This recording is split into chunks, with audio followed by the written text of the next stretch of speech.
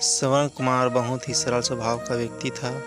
माता पिता के लिए उसके मन में बहुत प्रेम एवं श्रद्धा थी। वो दिन रात अपने माता पिता की सेवा करता था। अपने माता पिता का बच्चों की तरह लालन पालन करता था। उसके माता पिता भी स्वयं को गौरवशाली महसूस करते थे और अपने पुत्र को दिन रात हजारों दुआएं देते थे। कई बार दोनों एक दूसरे से कहते थे कि हम कितने धन्य हैं कि हमें श्रवण जैसा मातृ भक्त पुत्र मिला, जिसने स्वयं के बारे में न सोचकर अपना पूरा जीवन वृद्ध नेत्रहीन माता पिता की सेवा में लगा दिया। इसकी जगह कोई अन्य होता तो विवाह के बाद केवल स्वयं का हित सोचता और बूढ़े नेत्रहीन माता पिता को कहीं छोड़ आता और खुशी से अपना जीवन यापन करता।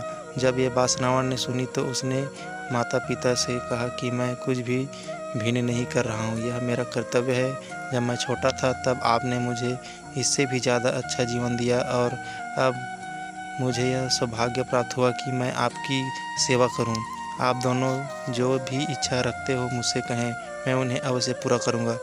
तब शांतनु और उसकी पत्नी कहते हैं, पुत्र श्रवण, हम दोनों की आयु बहुत हो चुकी है, अब जीवन का कोई भरोसा नहीं, किसी भी समय हमारी आंखें बंद हो सकती है। ऐसे में हमारी एकमात्र इच्छा है, हम तीर्थ यात्रा करना चाहते हैं।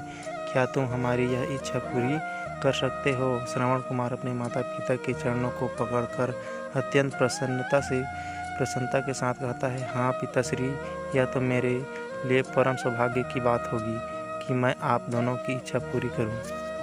श्रवण अपने माता पिता को तीर्थ करवाने के हेतु एक कांवड़ तैयार करता है, जिसमें एक तरफ शांतनु एवं दूसरी तरफ उनकी पत्नी बैठती है और कांवड़ के डंडे को अपने कंधे पर लाद कर यात्रा शुरू करता है। उसके हृदय में माता पिता के प्रति इतना स्नेह है कि उसे उस कांवड़ का लेस मात्र भी भार नहीं लगता। अपने पुत्र के इस कार्य से माता पिता का मन प्रसन्नता से भर उठता है और वे पूरे रास्ते अपने पुत्र श्रवण को दुआएं देते चलते हैं।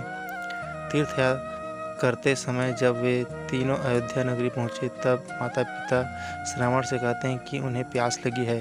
श्रवण कांवड़ को जंगल में रखकर हाथ में पत्तों का पात्र बनाकर सरयू नदी से जल लेने जाता है। उसी समय उस वन में अयोध्या के राजा दशरथ आखेट पर निकले थे और उस घने वन में वह हिरण को शिकार को बनाने के लिए उसके पीछा कर रहे थे।